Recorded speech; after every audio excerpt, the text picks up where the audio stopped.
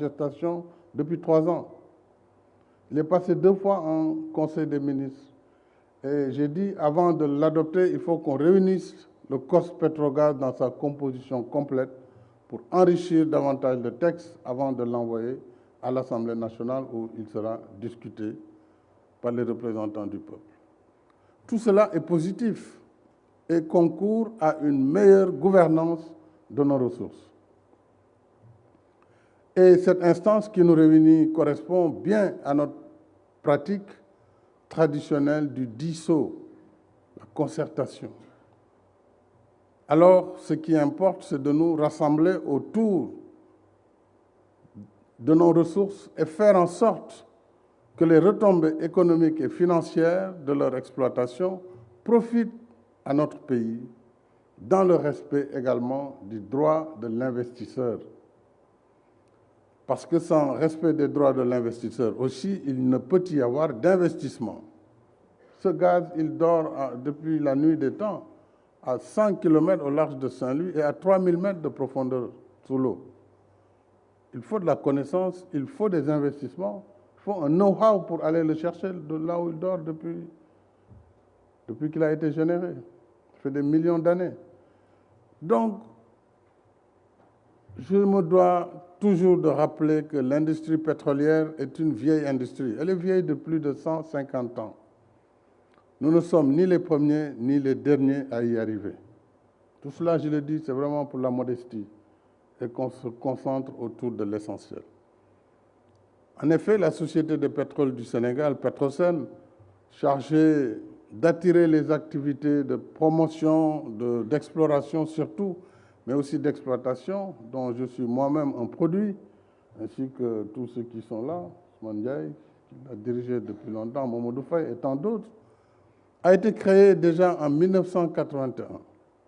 Et depuis 1981, nous avons parcouru du chemin dans la promotion de ce bassin sédimentaire, dont personne ne croyait.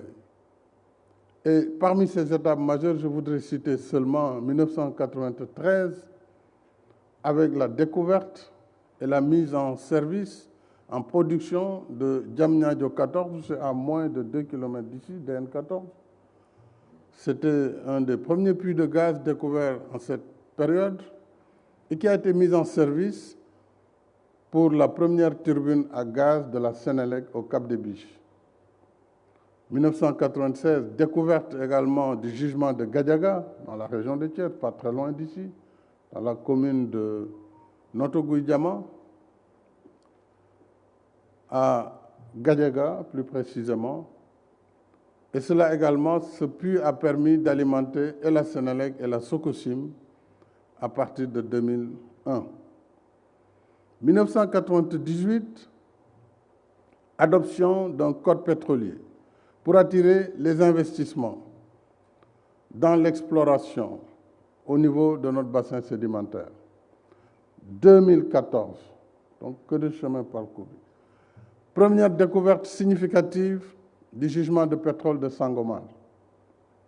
2015, découverte du gisement significatif de gaz au large de la frontière sénégalo-mauritanienne du Grand Tortue Ahmeyim, que nous partageons, comme vous le savez, avec la République sœur de Mauritanie, dans le cadre d'un partenariat de bon voisinage intelligent, apaisé et reconnu, mais également salué à l'échelle internationale.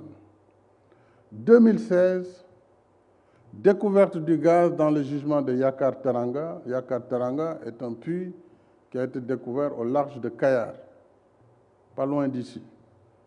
Et en 2013, soit un an seulement après mon élection en 2012, j'ai fait adhérer notre pays à l'Initiative pour la transparence des industries extractives, ITIE, et ceci dans un souci de bonne gouvernance du secteur. Nous n'étions pas encore devant ces découvertes.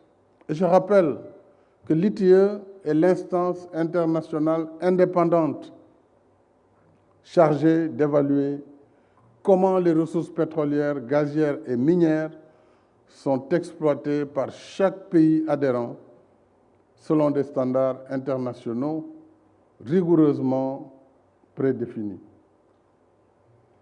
J'ajoute enfin l'avant-projet de loi portant répartition des retombées de nos investissements et des ressources générées entre les générations actuelles et futures. Nos efforts en matière de transparence ont payé. En atteste le score très élevé de notre pays, 93 sur 100, suite à la seconde validation du Sénégal, après celle de 2014, je crois, dans le cadre de la mise en œuvre de nouveaux critères d'évaluation très contraignants de la norme ITIE 2019, qui a été une norme appliquée dans 55 pays. Alors, ce bilan positif n'est pas seulement celui du gouvernement, c'est aussi celui de toutes les femmes et de tous les hommes travaillant jour et nuit dans le silence de leur bureau et au contact des rigueurs du terrain.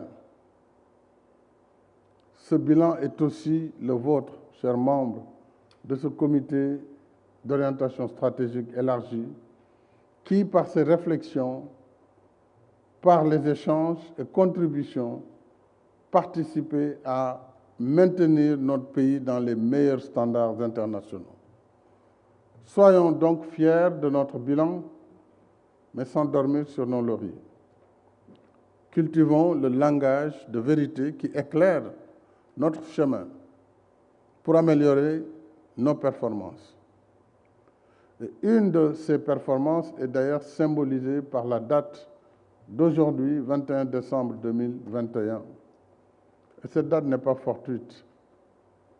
Ce 21 décembre 2021 marque 3 ans, jour pour jour, la signature le 21 décembre 2018 des accords pour la construction de notre premier projet gazier, construction aujourd'hui achevée à presque 70%. À terme, nous voulons atteindre 2 objectifs. 1. Investir dans les capacités de la Société africaine de raffinage, la SAR, détenue à 46% par l'État, qui passera à 49%, afin qu'elle puisse traiter notre propre pétrole, celui de Sangomar. Il serait paradoxal de produire du pétrole et de l'envoyer dans d'autres raffineries, parce que la nôtre n'a pas les capacités de traiter le brut produit chez nous. Au moins pour la consommation nationale dans un premier temps. 2, il s'agit de réaliser l'accès universel à l'électricité à des coûts abordables dans nos villes et dans nos campagnes. Et dans la quête de ces objectifs stratégiques, cette rencontre nous donne l'occasion de dialoguer, d'interroger nos experts et surtout de nous informer, mais également de mieux informer et de pouvoir décider en toute connaissance de cause. Au demeurant, un des rôles essentiels de ce comité devrait aussi être de relever et de redresser certaines contre-vérités qui alimentent sans fondement la clameur publique et qui portent préjudice à nos intérêts nationaux. Il nous faut également réfléchir sur des faits nouveaux, comme la décision récemment prise par un certain nombre de pays en marge de la COP26 de Glasgow, d'arrêter les financements à l'étranger des sources d'énergie fossile, même propres, comme le gaz. Alors cette décision pourrait avoir pour nous un impact particulièrement négatif au moment même où nous nous apprêtons à exploiter nos ressources gazières.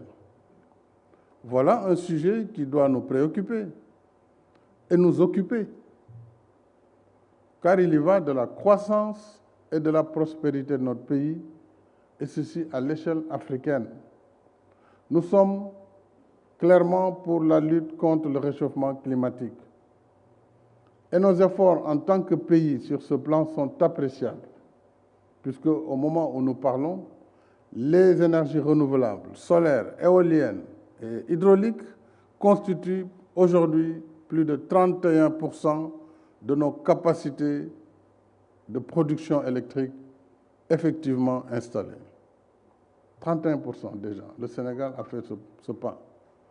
Donc, une performance supérieure à celle de nombre de pays développés en matière d'énergie propre. Pour autant, en tant que pays qui pollue le moins et subissent le plus les effets des changements climatiques, nous ne pouvons pas nous priver de l'exploitation de nos ressources gazières. Nous devons plutôt travailler avec nos partenaires pour convenir d'un consensus international propice à une transition énergétique juste et équitable. Si nous avions des capacités du nucléaire, peut-être que nous pourrions nous en passer. Ce n'est pas le cas en Afrique, pour l'essentiel. Alors, donc, il nous faut convenir de cet agenda. J'ai espoir que la raison va l'emporter, que nous pourrons arriver véritablement à définir cette période de transition. Et ceci est un autre exemple de défi majeur qui doit nous rassembler autour de l'exploitation de nos ressources gazières et pétrolières afin de bâtir une économie diversifiée. Je l'ai rappelé la dernière fois, ce n'est pas parce qu'on va commencer à avoir du gaz que chacun va demander le doublement de son salaire, les syndicats vont poser des préavis. Ce n'est pas du tout ce qui va se passer. Il faut bien le comprendre. Ces ressources, d'abord, ne nous appartiennent pas seules, parce que vous savez qu'il y a beaucoup d'investissements, et l'impact qu'on en tirera va améliorer le profil économique du pays, mais certainement ce ne sera pas pour aller acheter des équipes de football ailleurs ou pour distribuer l'argent comme ça et augmenter les revenus de travailleurs. Il faut bien qu'on enlève ça de la tête des gens. Mais il servira à accompagner les secteurs productifs, l'agriculture, l'élevage, l'éducation, naturellement, la santé, etc., etc. Donc ce sont des ressources qui devront aider à bâtir une économie diversifiée et apte à répondre aux aspirations légitimes de notre peuple, à mieux vivre et léguer un Sénégal meilleur aux générations futures. Nous pourrions y revenir tout à l'heure dans nos échanges. Et quand on parle de générations futures, il ne s'agira pas seulement d'un fonds dédié aux générations futures, mais il s'agira surtout de tout le volet investissement que nous bâtirons année après année, et c'est cela le legs réellement pour les générations futures. Je voudrais donc à présent déclarer ouverte la réunion élargie du COS Pétrogaz sur la répartition et l'encadrement de la gestion des recettes ou des revenus, c'est selon le concept, issus de l'exploitation du pétrole et du gaz. Je vous remercie de votre attention.